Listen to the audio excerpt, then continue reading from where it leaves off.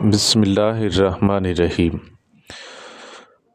حضرت ابو سعید خدری رضی اللہ تعالیٰ عنہ سے روایت ہے، رسول اللہ صلی اللہ علیہ وسلم نے فرمایا کہ دنیا کا مال سبز، رنگین، تر و تازہ اور لذیذ ہے، تو جو شخص اس کو جائز طریقے سے حاصل کرے گا اور جائز مصارف میں صرف کرے گا تو ایسا مال بہترین و مددگار ہے۔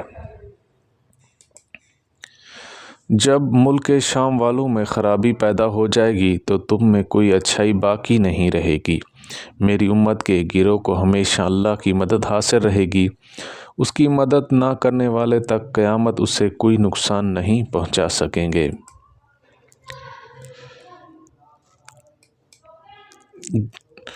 جو شخص جمعے کے دن غسل کرے اور خوب اچھی طرح سے پاکی حاصل کرے اور تیل استعمال کرے، گھر میں جو خوشبو میسر ہو استعمال کرے، پھر نماز جمعہ کے لیے نکلے اور مسجد میں پہنچ کر دو آدمیوں کے درمیان نہ گھسے، پھر جتنی ہو سکے نفل نماز پڑھے اور جب امام خطبہ شروع کرے تو خاموش ہو کر سنتا رہے، اس کے بعد اس جمعے سے اس اگلے جمعے تک سارے گناہ معاف کر دیے جائیں گے۔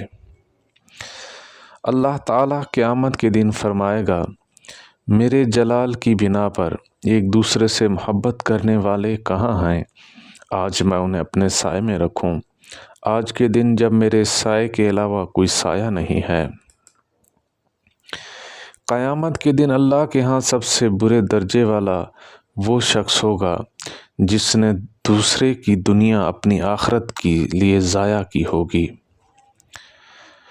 نبی کریم صلی اللہ علیہ وسلم نے یہ بھی فرمایا، تم لوگ نیک اعمال کی طرف جلدی کرو، ان فتنوں کے خوف سے جو سخت تاریک رات کی طرح ہیں، جس میں آدمی صبح کے وقت مومن اور شام کے وقت کافر ہوگا اور شام کے وقت مومن اور صبح کے وقت کافر ہو جائے گا۔